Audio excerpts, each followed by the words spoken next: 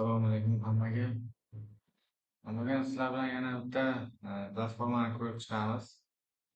Unda onlayn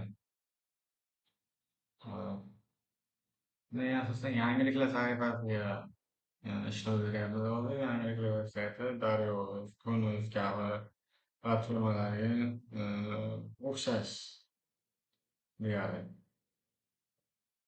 Hozirda yangi platforma bo'lganligi uchun mana dizaynlarni ko'rib turibsizlar, mana Kun.uzga yozib, hamma rasmiy holatda ishlangan. Tavsiyalar bu yangiliklar ko'rishinglar mumkin bosib. Bemalol buni ilova sifatida yuklab olish ham bor.